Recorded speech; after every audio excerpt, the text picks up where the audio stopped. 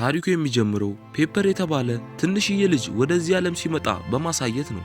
ፔፐር እድሜው የጨመረ ሲመጣ እንደ ኩዮቹ ሁሉ ቁመቱ ባለማደጉ አባቱን ያበሳጨው ጀመር። ይህ ትንሽ ልጅ ከቁመቱ የተነሳ በጓደኞቹና በጎረቤቶቹ ስድብና መገለል ይደርስበት ጀመር። በዚህም የተነሳ ለስድብ እንዲመቻቸው ብለው ስሙን ትንሹ ልጅ እያሉ መጥራት ጀመሩ። ሆኖም ግን ትንሹ ልጅ ከአባቱ ሙሉ ፍቅርን ያገኝ ነበር። ከ7 ዓመት በኋላ በፔፐር ቤተሰብ ውስጥ ሁሉም ነገር ተቀየረ። የፔፐር አባት የሆነው ጄምስ ወደ ጦርነት መሄድ ግዴታ ስለሆነበት መሰናበት ለፔፐር ለወንድሙና ለእናቱ ከባድ ነበር። ለንደን የተባለው የፔፐር ታላቅ ወንድም በጦሩ ውስጥ ለመሳተፍ ያደረገው ሙከራ ውድቅ ስለተደረገ አባታቸው ጄምስ እሱን ተክቶ ወደ ጦር ሜዳ መሄድ ነበረበት። ትንሹ ልጅ ይህንን ማመን አልቻለም። የአባቱ መሄድ ልቡን የሰበረው ሲሆን ከሚያልመው ልዩ ዓለም እንዲገለል አድርጎታል። ፔፐር ከአባቱ ጄምስ ጋር በጣም የተቀራረቡ ነበሩ። በምናባቸውም በሰሯቸው ጨዋታዎች ከሌቦች ጋር መዋጋትና በባህር ላይ መቅዘፍ መደበኛ ጨዋታዎቻቸው ነበሩ። ቤኒጎ ወደ ተባለ ማጂሻን ዘንድ ጄምስ ይወስደው የነበረ ሲሆን በዚህም ፔፐር ደስተኛ ነበር። ፔፐር የማጂሻኑ ቤኒጎ አድናቂ ነበር። በጦርነት የሚፈጠረው ባይታወቅም አባቱ ከመሄዱ በፊት በጣም በቅርቡ እንደሚመለስ ቃል ገብቶለት ይሄዳል። እንደ ሁሌው ሁሉ የፔፐር እናት ብዙ ለውጥ እያሳየ ያልሆነውን የፔፐር እድገት ለማየት ወደ ሕክምና ቦታ ይዛው ትሄዳለች። ሆኖም እንደተለመደው ፔፐር ብዙም ለውጥ አላሳየም ነበር። ነገር ግን ዶክተሩ በፔፐር እናት ተማርኮ ስለነበር ድጋሚ እሷን ማግኘት ስለፈለገ በቅርቡ ተመልሳ እንድትመጣ ይነግራታል። የዶክተር ፎስ ልጅ ፍሬዲ የሚባል ሲሆን ፍሬዲ በየቀኑ ፔፐርን ከሚያስቸግሩ ልጆች መሃል አንዱ ነው። ዶክተሩም እንደ ልጁ ሁሉ ፔፐርን ለማስጨነቅ የፈለገ ይመስላል። በዚህም የተነሳ ድምፁን ቀንሶ ትንሹ ልጅ ብሎ ይጠራዋል። በዚህም የተነሳ ፔፐር በጣም ይናደዳል። በሌላ በኩል ደግሞ ጄምስ ወደ ጦር ግንባር ከሄደ በኋላ የመጀመሪያ ልጁ የሆነው ለንደን የአባቱን ቢዝነስ ማስተዳደር የጀመረ ሲሆን ሆኖም ግን ቢዝነሱ ከጊዜ ወደ ጊዜ ውጤታማ እየሆነ አልነበረም። ቀናት እየተቆጠሩ ሲሄዱም ፔፐር የአባቱን አፍቆት እየበረታበት ሄደ። በቅርቡም እንደሚመለስ እርግጠኛ ስለነበር በጉጉት ይጠብቀው ነበር። በጣም እርግጠኛ ስለነበርም የቆጠበውን ገንዘብ በማውጣት ወደ ስቶር በመሄድ ገና ከጦርነት ላልመጣው ለአባቱ ጥንድ ጫማ ይገዛለታል። በተጨማሪም የሚወደውን ማጂሻን ከአባቱ ጋር አብረው እንዲያዩ በማሰብ 2 የቲያትር መግቢያ ትኬቶችን ይገዛል። ነገሮች ግን እነሱ እንዳሰቡት ሳይሆኑ ቀረና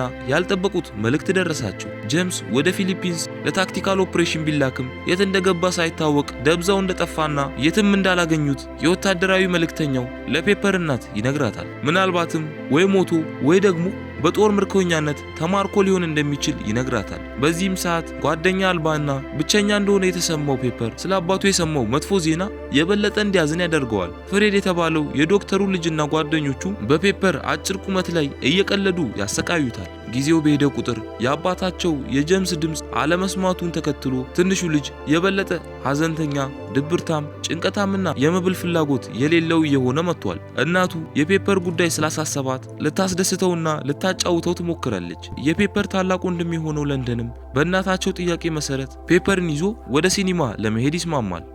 በሲኒማውም ፔፐር ከአባቱ ጄምስ ጋር በመሆን ይዝናኑ የነበረውን የማጂሻኑን ፊልም እየተመለከቱ ነበር። ለንደን ፊልሙ ስላሰለቸው ወንድሙን በሲኒማ ትቶ ፊልሙ እስኪያልቅ እየጠጣ ሊጠብቀው ወደ ውጭ ይወጣል። በኋላ ወደ ቸርች ሲሄዱ ትንሹና አስተዋዩ ፔፐር ሰባኪው የሚናገረውን ቃል በቃል አስተውሎ እያዳመጠ ነበር። በችግር ውስጥ ላሉ ወገኖች ምን ማድረግ እንዳለባቸው እንደማያውቅ ሰባኪው ሲናገር ፔፐር በሙሉ ልብ እያዳመጠው ነበር። በስብከቱ መሃል ትንሽ መጠን ያላቸው የሰናፍንት ቅንጣት የምታህል እምነት ታላቅ ተራራን ማንቀሳቀስ እንደምትችል ሲናገር ይሰማል። ሰባኪው ስብከቱን ከጨረሰ በኋላ የሰናፍንጭ ዘር ያን ያህል አቅም እንዳለው ለማወቅ ጉጉት የነበረው ፔፐር ወደ ስቶር በመሄድ የሰናፍንጭ ቅንጣቶችን መግዛት ይጀምራል። በዚህም መሃል ድንገት ከአንድ የጃፓን ሳሙራ ጋር ፊት ለፊት ይገናኛል። ከዛም ትንሹ ፔፐር እየሮጠ ከስፍራው ይሸሻል። ከዚያም በቀጥታ ወንድሙ ወዳለበት በመሄድ ያየውን ነገር ይነግረዋል። ማንም ሰው ጃፓናዊ ሳሙራ ከእስር ይፈታል ብሎ ስላላሰበ ይደነግጣሉ። በጦርነቱ ምክንያት ሁሉም ጃፓናውያን እስር ቤት እንዲቆዩ መወሰኑ የሚታወቅ ቢሆንም ለአሜሪካ መንግስት ታማኝ የነበሩ ጃፓናውያን ግን ነፃ እንዲወጡ ተደርገው ነበር። በመሆኑም የፔፐር ወንድም ጃፓናዊውን እንደ ጠላት በማየቱ ምክንያት ወዳለበት ቦታ በመሄድ እቃውን ያቃጥልበታል። ሆኖም ግን አንድ አሜሪካዊ ሰባኪ ወደ መሃል በመግባት ለጃፓናዊው ምህረት ሲያሳየውና ዕዳውን ሲከፍልለት ይታያል። ወንድማማቾቹም በዚህ ሳያበቁ የጃፓናዊውን ቤት ለማቃጠል ይሄዳሉ። ነገር ግን ለንደን ድንገት በመውደቁና የያዘው እሳት በደረቅ ሳር ላይ በማረፉ አካባቢው የበለጠ እሳት በእሳት ይሆናል። ከዚህም የተነሳ ፖሊሶች በቦታው ደርሰው ለንደንን ያሰሩት ሲሆን ፔፐር ደግሞ በአካባቢው ስርዓት መሰረት በቤተ ክርስቲያን እንዲቀጣ ይልኩታል። በስብከቶቹም ግራ እየተጋባ የነበረው ፔፐር እንዴት አባቱ እንዲመጣ ማድረግ እንደሚችል ይጠይቀዋል። ፔፐር ሊያደርገው የሚገባውን ነገሮች ዝርዝር ሰባኪው ከነገረው በኋላ የፔፐር ተራሮችን የማንቀሳቀስ ፍላጎት ከበፊቱ ይልቅ አደገ። ሰባኪው ከዘረዘራቸው ኃላፊነቶች መካከል አንዱ ከጃፓናዊው ጋር ጓደኛ መሆን አንዱ ነበር። ፔፐር ግን የሃሺሞቶ ጓደኛ ለመሆን በፍጹም ፈቃደኛ አልነበረም። ምክንያቱም ሃሺሞቶ ጃፓናዊ በመሆኑ በጊዜው በነበረው ጦርነት መሰረት የአሜሪካ ጠላት ስለነበረና የፔፐር አባቱ የአሜሪካ ወታደር ስለነበር ነው። ሆኖም ጥላቸው በልቡ ካለ እምነቱ አቅም እንደማይኖረው ሰባኪው አስረዳው። በዚህ ምክንያት ትንሹ ልጅ የጃፓናዊ ጓደኛ ለመሆን ተስማማ። እቅዱንም ለማሳካት በሚል ፔፐር ወደ ጃፓናዊ ቤት ሄዶ ስጦታ ሰጠው። ሆኖም ግን ሰውየው ስጦታውን ቆሻሻ መጣያ ውስጥ ወረወረው። ትንሹ ልጅ የተባለውን ለማድረግ ቢተጋም ውጤቱ ግን እንዳሰበው ሊሆን አልቻለም ነበር። ከብዙ ሙከራዎችም በኋላ ሃሺሞቶ ከትንሹ ልጅ ጋር አብሮ ወክ ለማድረግ ፈቃደኛ ሆነ። ወደ መኪናው ውስጥም እንዲገባ ሲጠይቀው ሁሉም ሰው በሚያውቀው ስሙ ትንሹ ልጅ ብሎ ጠራውና አስገባው። አይስክሬም መሸጫ ሲደርሱ ማንም ሰው ሊያስተናግዳቸው እንደማይፈልግ ፔፐር ገባው። ባለፉት 40 ዓመታት ማንም ሰው ሃሺሞቶን ተቀብሎት አያውቅም ነበር። ከዚያም በእስር የሚገኘውን ለንደንን ለመጎብኘት ሄዱ። ፔፐር ወንድሙን ጠይቆ ሲወጣም ፍሬድና ጓደኞቹ እንደለመዱት ሊያጠቁት ወደ ፔፐር እየመጡ ነበር። ሆኖም ያን ያየው ጃፓናዊ ሳሙራ በፍጥነት ወደ መኪናው እንዲገባ ካደረገው በኋላ ከዚያ ስፍራ ይሄዳሉ። ከዚያም ፔፐር ከቸርች በተሰጠው ትግበራ መሰረት ሃሺሞቶን ወደ ሆስፒታል በመውሰድ የተጎዱ ሰዎችን እንዲጎበኝ አደረገው። ሆኖም እዛም ስፍራ ሰዎች ለጃፓናዊው ያሳዩት ፊት መልካም አልነበረም። ቀጣዩ ግዳጅ የነበረው የተቸገረውን ሰው መርዳት ነበር። ስለዚህም አልባሳት ገዝተው በጣም ደሃ ለሆነ የፔፐር ቤተሰብ ጓደኛ ወስደው ሰጡት። በፔፐር ተነሳሽነት ደስተኛ የነበረው ሃሺሞቶ ስለ አንድ አጭር ጃፓናዊ ታሪክ አጫወተው። ይህ አጭር ሰው ቀና ብሎ ለማየት እንኳን የሚርቅ በጣም አጭር ሰው ነበር። ሆኖም ግን በጥበቡ ማንኛውንም ሰው ማሸነፍና መርታት የሚችል ታላቅ ሰው ነበር።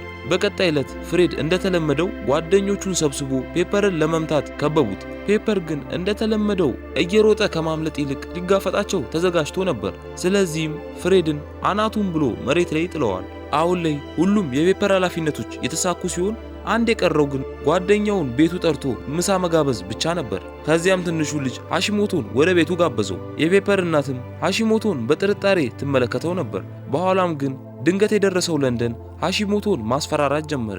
ከዚያም ሽጉጥ በማምጣት ሁሉንም ካስደነበራቸው በኋላ ጃፓናዊውን እንዲወጣ አስደረገው። ፔፐርም ጣልቃ ሊገባ ቢሞክርም ታላቅ ወንድሙ ለንደን ግን እሱንም ስላስፈራራውና ከአሁን በኋላ ከጃፓናዊው ጋር እንዳይገናኝ ስለነገረው ፔፐር ምንም ማድረግ አልቻለም ነበር። ቀጥሎም ለንደን በፔፐር እምነት ማሾፍና መቀለድ ከጀመረ በኋላ ሕፃን ልጅ ስለሆነ እንዲህ እንደሚሆን ይነግረዋል።